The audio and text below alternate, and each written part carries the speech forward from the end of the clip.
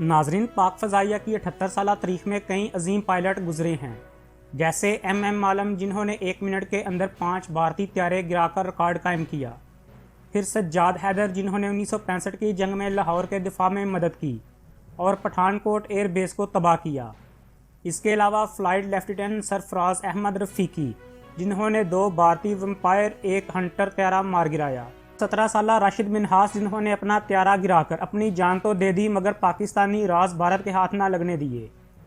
لیکن ایک اور گمنام پائلٹ بھی ہیں جن کا کارنامہ ان دیگر پائلٹ کے کارناموں سے کسی طور کم نہیں، مگر تاریخ میں ان کو وہ مقام نہ مل سکا جو انہیں ملنا چاہیے تھا۔ ناظرین، یہ پائلٹ پاک فضائیہ کے سیف اللہ اعظم تھے جو دراصل بنگالی پاکستانی پائلٹ تھے۔ انہوں نے اس وقت پاک فضائیہ میں شمولیت اختیار کی جب دنیا کے نقشے پر بنگلہ دیش نام کا کوئی ملک موجود نہیں تھا۔ اس وقت بنگلہ دیش دراصل مشرقی پاکستان کہلاتا تھا اور پاک فوج کے تمام شعبوں میں بنگالی نوجوانوں اور افسروں کی بڑی تعداد موجود تھی۔ پاک فضائیہ کے اندر 35% مشرقی پاکستان سے تعلق رکھنے والے فوجی تھے اور اسی طرح پاک فضائیہ کے 1/4 پائلٹس کا تعلق بھی مشرقی پاکستان سے تھا۔ سیف اللہ اعظم نے اس فضائیہ کا مقابلہ کیا جسے دنیا کی جدید ترین فضائیہ سمجھا جاتا تھا اور جس کی جنگی مہارت کے چرچے پوری دنیا میں تھے، لیکن سیف اللہ اعظم نے اس فضائیہ کے پائلٹوں کو ناکو چنے چبوا دیے۔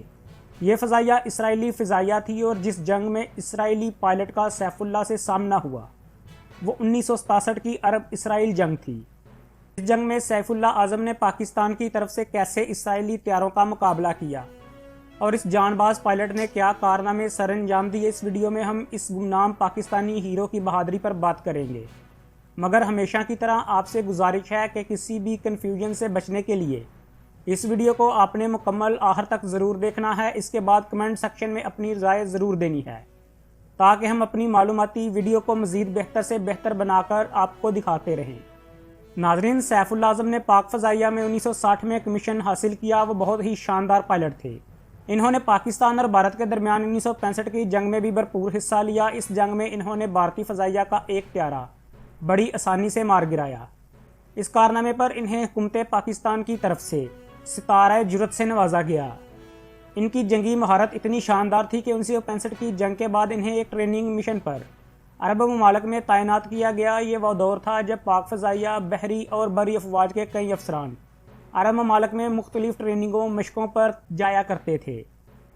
پھر جون 1967 میں واقع ہی عرب اور اسرائیل کے درمیان جنگ چھڑ گئی۔ اس جنگ میں پہلا وار اسرائیل نے کیا اور اچانک حملہ کر کے عربوں کی فضائی طاقت کو ختم کرنے کی کوشش کی۔ مصر پر اسرائیلی فضائیہ کا پہلا حملہ انتہائی کامیاب رہا۔ اس حملے میں اسرائیلی فضائیہ نے مصر کے سینکڑوں طیاروں کے اڑان بھرنے سے پہلے زمین پر ہی تباہ کر دیا۔ اس طرح اسرائیلی فضائیہ کو مصر پر مکمل فضائی برتری حاصل ہو گئی۔ لیکن پہلے دن شام ہونے سے پہلے ہی اردن بھی اس جنگ میں شامل ہو گیا۔ اس پر اسرائیلی طیاروں نے اردن کی چھوٹی سی فضائیہ کو تباہ کرنے کے ارادے سے ایک بھرپور حملہ کیا، لیکن یہودی پائلٹ نہیں جانتے تھے کہ ان کا سامنا ایک پاکستانی پائلٹ سیف اللہ اعظم سے ہونے جا رہا ہے جو جنگی مہارت میں عربی پائلٹ سے کہیں زیادہ آگے تھے اور انہیں ہرانا آسان نہ تھا۔ پھر جو ڈاگ فائٹ ہوئی وہ فضائی مارکوں کی تاریخ میں امر ہو گئی۔ ناظرین، مصر کی فضائیہ کو تباہ کرنے کے بعد اسرائیلی فضائیہ نے اردن کی طرف پرواز کی تاکہ اس کی فضائیہ کو تباہ کیا جا سکے۔ 5 جون 1967 کی گرم اور گرد آلود دوپہر 4 اسرائیلی طیارے اس ہدف کے لیے اردن کے مفرق فضائی اڈے پر حملہ آور ہو رہے تھے۔ اردن کے پاس صرف 20 طیارے تھے جنہیں اسرائیلی جلد از جلد تباہ کر دینا چاہتے تھے۔ اس دن صرف آدھے گھنٹے میں اسرائیلی فضائیہ نے مصر کے 200 سے زائد لڑاکا طیارے زمین پر ہی تباہ کر دیے تھے، لیکن اردن کے مفکر فضائی اڈے کو تباہ کرنے کا منصوبہ مکمل ہونے سے پہلے ہی اسرائیل فضائیہ 2 طیارے کھو چکی تھی، جن میں سے ایک کو پاکستانی پائلٹ سیف اللہ اعظم نے مارا تھا۔ فضائی لیفٹیننٹ سیف اللہ اعظم نے 5 جون کو اردن کی فضائیہ کا ایک لڑاکا طیارہ اڑایا اور اس کی مدد سے ایک اسرائیلی طیارہ مار گرایا۔ پھر صرف 2 دن بعد 7 جون کو عراقی فضائیہ کا لڑاکا طیارہ اڑاتے ہوئے انہوں نے مزید 2 اسرائیلی طیارے مار گرائے۔ اردن میں جو ایک طیارہ انہوں نے گرایا تھا وہ روایتی ڈاگ فائٹ کی اعلیٰ مثال تھی۔ سیف اللہ اعظم کو اس ڈاگ فائٹ کے لیے حکومت پاکستان کی طرف سے خصوصی اجازت دی گئی تھی، لیکن انہیں یہ اجازت تھی کہ وہ اردن یا عراق پر ہونے والے کسی اسرائیلی حملے کا تو جواب دے سکتے ہیں، مگر وہ اسرائیلی ایئر سپیس میں داخل ہو کر کسی اسرائیلی طیارے پر حملہ نہیں کر سکتے۔ اس لیے انہوں نے اس 6 روزہ عرب اسرائیل جنگ میں محدود دفاعی کردار ادا کیا، لیکن اس میں انہوں نے اپنا لوہا منوا لیا۔ 5 جون کو جب مفرق ایئر بیس پر حملہ ہوا تو اس کا دفاع کرنے کے لیے سیف اللہ اعظم ایک ہنٹر طیارے میں اپنے ونگ مین لیفٹیننٹ احسان شردم کے ساتھ فضا میں بلند ہوئے۔ ان کے پیچھے مزید ہنٹر طیارے روانہ ہوئے۔ صحرا گرد و غبار اور گرمی کی وجہ سے حد نگاہ 1 میل سے بھی کم تھی اور دشمن کا کوئی طیارہ نظر نہیں آ رہا تھا۔ سیف اللہ اعظم نے ریڈار سے مفرق بیس کی طرف کسی اسرائیلی طیارے کی آمد کے بارے میں پوچھا تو جواب ہاں میں ملا۔ سیف اللہ نے فوری طور پر مفرق کی طرف رخ کیا اور اردن کو خطرہ تھا کہ اسرائیلی فضائیہ مصر کے بعد ان کی جانب رخ کرے گی، اس لیے مفرق ایئر بیس پر پہلے ہی ہائی الرٹ جاری تھا۔ اس کے ریڈار اسرائیلی ہمراہ آور طیاروں کو ڈیٹیکٹ کر چکے تھے۔ سیف اللہ اعظم تیزی سے ایئر بیس کی طرف گئے اور اس سے 4 میل کے فاصلے پر انہوں نے 4 طیاروں کو کم بلندی پر جنگی فارمیشن میں اڑتے ہوئے دیکھا۔ انہیں احساس ہوا کہ یہ اسرائیلی طیارے ہیں۔ سیف اللہ اعظم نے اپنے طیارے سے ان کا راستہ کاٹا اور 2 طرف کے طیاروں سے لڑائی شروع ہو گئی۔ ایک طرف سیف اللہ اعظم نے دیکھا کہ 2 طیارے مغرب کی طرف سے پوری رفتار سے فرار ہو رہے ہیں۔ جیسے ہی سیف اللہ نے ان کا تعاقب شروع کیا، ان کے ونگ مین احسان اللہ نے دائیں جانب ایک اور دشمن طیارے کی نشاندہی کی۔ سیف نے احسان اللہ کا حکم دیا وہ الگ ہو کر اس واحد دشمن طیارے کا تعاقب کریں۔ جب وہ خود ان 2 طیاروں کے پیچھے چلے گئے جو مغرب کی جانب فرار ہو رہے تھے تو یہ دونوں طیارے آگے پیچھے اڑ رہے تھے۔ جو طیارہ آگے تھا وہ تو کامیابی سے فرار ہو گیا، لیکن پیچھے والے طیارے کی شامت آ گئی۔ سیف اس طیارے کے بالکل پیچھے آ گئے اور اسے نشانے پر رکھ لیا۔ طیارے کا پائلٹ بھی خطرہ بانپ گیا تھا۔ اس نے سیف اللہ اعظم کے طیارے کی گن سے بچنے کے لیے تیزی سے قلیہ بازیاں کھانی شروع کر دیں۔ وہ کبھی طیارے کو زمین کے قریب اور کبھی بلندی پر لے جاتا، وہ ایک جگہ ٹکتا نہیں تھا، جس کی وجہ سے سیف کو اس پر نشانہ لگانے میں دشواری ہو رہی تھی۔ انہوں نے 4 بار کوشش کی، لیکن ہر بار گولیاں خالی چلی گئیں۔ کوئی گولی نشانے پر نہیں لگ رہی تھی۔ سیف اللہ اعظم مایوس ہو گئے کہ شاید اب وہ اس طیارے کو نشانہ نہیں بنا سکیں گے، لیکن عین اس وقت جب وہ مایوس ہو کر اس ڈاگ فائٹ سے نکلنے کا سوچ رہے تھے کہ اچانک انہوں نے دیکھا کہ دشمن کے طیارے نے قلع بازیاں لگانا بند کر دی ہیں۔ اب وہ بالکل سیدھا اڑ رہا تھا۔ ایسا لگ رہا تھا کہ اسے یقین ہو گیا ہے کہ سیف اللہ اعظم اب اسے نشانہ نہیں بنا سکیں گے۔ لیکن یہی وہ لمحہ تھا جب سیف اللہ اعظم نے اللہ کا نام لے کر 5ویں بار نشانہ سادہ اور ٹریگر دبا دیا۔ اس کے ہنٹر طیارے کی چاروں طاقتور 30 ملی میٹر گن کی گولیوں کی ایک بچھاڑ نکلی جو کہ اسرائیلی طیارے کی دائیں سائیڈ کو چھلنی کر گئی۔ طیارے سے دھواں اٹھنے لگا اور اس میں آگ لگ چکی تھی۔ اسرائیلی پائلٹ کا طیارہ اس کے کنٹرول سے باہر ہو کر نیچے کی طرف جھکنے لگا۔ اس کے پرزے بھی ادھر ادھر فضا میں بکھر رہے تھے۔ سیف اللہ اعظم جو کچھ فاصلے سے اس طیارے کی تباہی دیکھ رہے تھے، انہیں خطرہ محسوس ہوا کہ کوئی پرزہ ان کے طیارے سے ٹکرا کر انہیں نقصان نہ پہنچا دے۔ چنانچہ وہ اپنے طیارے کو بلندی پر لے گئے۔ اس طرح وہ اس طیارے کے پرزوں سے بچ گئے۔ اسرائیلی طیارہ مفرق ایئر بیس کی حدود کے قریب گر کر تباہ ہوا۔ سیف اللہ اعظم مزید اسرائیلی طیاروں کو تباہ کرنا چاہتے تھے، لیکن مسئلہ یہ تھا ان کے پاس ایندھن اور کولا برود کی کمی تھی۔ اس لیے پاکستانی پائلٹ نے پیچھے ہٹنے کا فیصلہ کیا اور مفرق ایئر بیس کی طرف واپس مڑ گئے۔ انہیں اندیشہ تھا مفرق کا رن وے اسرائیلی حملوں کے نتیجے میں ناکارہ ہو چکا ہوگا۔ چنانچہ انہوں نے تمام طیاروں کو ایئر فیلڈ کے شمال میں انتظار کرنے کا حکم دیا۔ پھر وہ آگے بڑھے اور ایئر بیس کے اوپر پرواز کرتے ہوئے ریڈیو کنٹرول سے لینڈنگ کی اجازت مانگی۔ حیرت انگیز طور پر رن وے پر لینڈنگ کی اجازت مل گئی، لیکن یہ دراصل اسرائیلیوں کی چال تھی۔ ریڈیو پر ان سے بات کرنے والا اردن کے ایئر بیس کا عملہ نہیں تھا، بلکہ یہ اسرائیلی تھے جو انہیں اردن کی طرف سے جھوٹا پیغام دے رہے تھے۔ دراصل وہ چاہتے تھے کہ تمام عرب طیارے لینڈ کر جائیں تاکہ ایک بھرپور حملہ کر کے اس بیس اور تمام طیاروں کو تباہ کر دیا جائے۔ لیکن اس سے پہلے کہ سیف اللہ اعظم یہودیوں کے جانسے میں آ جاتے، ان کے ونگ مین احسان کی چھٹی حص کام کر گئی۔ وہ خطرہ بانپ گئے۔ انہوں نے عربی میں ریڈیو پر کنٹرولر سے شناخت پوچھی اور اپنے کتے کا نام بھی پوچھا، جو کہ ایک خفیہ شناختی کوڈ تھا۔ یہ کوڈ اسرائیلیوں کو معلوم نہیں تھا، اس لیے وہ احسان کو جواب نہ دے سکے۔ لیکن اس وقت اردنی کنٹرولر نے اصلی طور پر ریڈیو پر آ کر خبر دی کہ مفرق پر ہرگز لینڈ نہ کریں۔ احسان کی حاضر دماغی نے دونوں کو اسرائیلی فریب کاری سے بچا لیا، جو انہیں تباہ حال رن وے پر اتارنے کے لیے جھوٹے ریڈیو پیغام دے رہے تھے۔ सैफ उल्लाह आज़म के हुक्म पर तमाम त्यारे ओमान के करीब बैन अल-अक़वामी हवाई अड्डे की तरफ मोड़ दिए गए, जहां अभी इसराइली हमला नहीं हुआ था। लेकिन जब इन्होंने लैंड किया और अपने अपने त्यारे छोड़कर करीबी इमारतों में चले गए तो अम्मान बेस पर भी इसराइली हमला हो गया। इसराइल के जदीद स्वीपर त्यारों ने डैबर बम इस्तेमाल करते हुए हमला किया। इस हमले में ओमान के रनवे पर गहरे गड्ढे पड़ गए और ये नकारा हो गया। यहाँ खड़े तमाम फौजी त्यारे भी तबाह कर दिए गए। इसके साथ साथ इसराइली त्यारों ने अम्मान एयरपोर्ट की तमाम सिविल तनसीबात, ट्रांसपोर्ट त्यारों और हेलीकॉप्टरों को भी तबाह कर दिया। इस तरह उर्दन की फ़ज़ाइया का मुकम्मल सफाया हो गया, लेकिन सैफुल आज़म और इनके साथी पायलट महफूज रहे और अब भी लड़ने के लिए तैयार थे। चुनाचा जब इसराइली त्यारे हमला ख़त्म करके चले गए तो तमाम पायलट ऑपरेशन हेडक्वार्टर में जमा हुए ताकि पेश आने वाले वाक़े के बारे में तबादला ख्याल करें। तकरीबन 1 घंटे बाद उर्दन के बादशाह शाह हुसैन खुद इनके दरमियान मौजूद थे। वो अपने पायलट्स को सराहने आए थे जो उर्दन की पहली बड़ी फ़ज़ाई जंग में शरीक हुए थे। अगरचा इस जंग में उर्दन की सारी फ़ज़ाइया तबाह हो गई थी, लेकिन जो चंद इसराइली त्यारे तबाह हुए थे इस पर शाह हुसैन खुश थे। इन्होंने फैसला किया कि उर्दन के तमाम पायलट और इनके साथ सैफुल्लाह आज़म को फौरी तौर पर इराक़ मुंतकिल कर दिया जाए।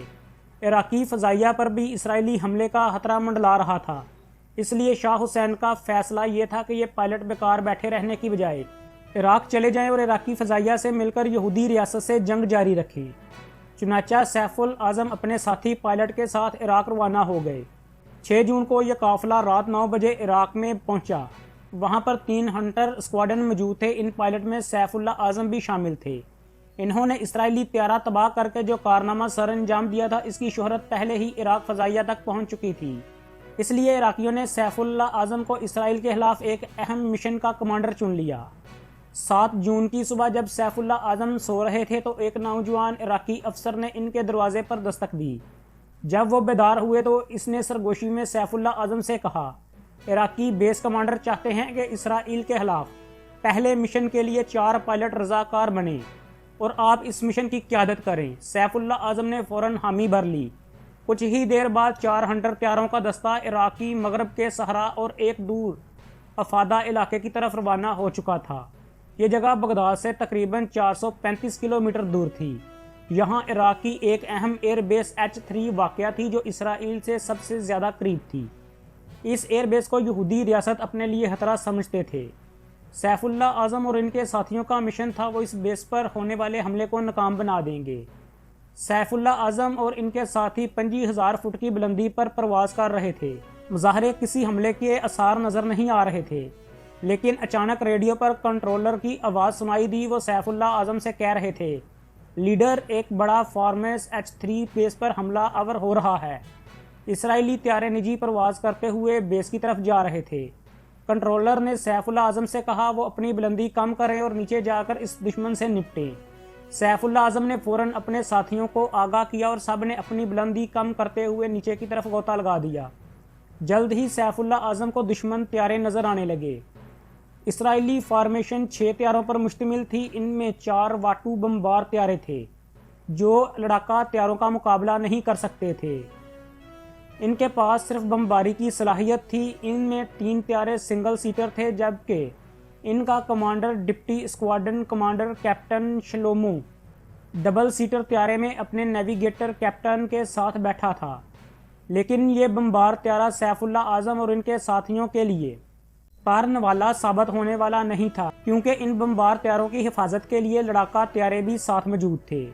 इन 4 त्यारों के साथ 2 मिराज त्यारों की एक फॉर्मेशन भी थी। H-3 बेस पर 5 मील की दूरी पर सैफुल्लाह आज़म की क़यादत में इराक़ी हंटर त्यारों और इसराइली त्यारों का आमना सामना शुरू हुआ। सैफुल्लाह ने मगरब से आते 2 त्यारों को देखा तो इन्हें निशाना बनाने का फ़ैसला किया। बज़ाहिर ये आसान शिकार था। सैफ ने फौरी तौर पर एक त्यारे को निशाने पर रखा और इसका ताक़ब शुरू कर दिया, लेकिन इससे पहले कि वो इस पर फायर करते, इसके साथी पायलट सैमरा ने रेडियो पर इन्हें खबरदार किया कि इसराइल के दोनों मिराज त्यारे इनके पीछे आ चुके हैं। समीर की बात सुनकर सैफुल्लाह आज़म ने इस त्यारे को निशाना बनाने का इरादा तर्क कर दिया। इन्होंने बिजली की तेज़ी से अपनी पोजीशन तब्दील की। अब सैफुल्लाह आज़म की पूरी तवज्जो अपने सामने वाले मिराज त्यारे पर थी। वो जल्द ही इसे निशाने पर ले आए। इन्होंने बिस्मिल्लाह पढ़ी और अपनी खतरनाक गन का ट्रैगर दबा दिया। گولیوں کی ایک بچھاڑ نکلی اور اسرائیلی طیارے کے پروں کو چھلنی کر گئی۔ طیارے سے پہلے چنگاریاں اڑیں اور پھر پورا طیارہ آ کے گولے کی لپیٹ میں آ گیا۔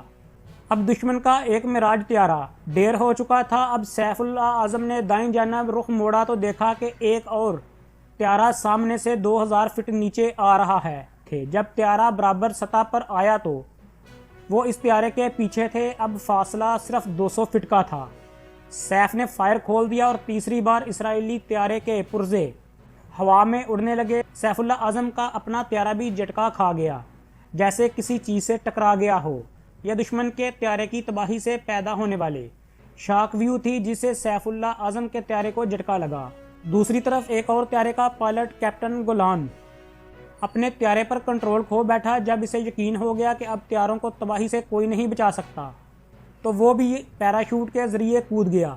سیف اللہ نے جو 2 طیارے گرائے تھے ان کے پائلٹ تقریباً ایک ساتھ ہی پیراشوٹ سے زمین پر پہنچے۔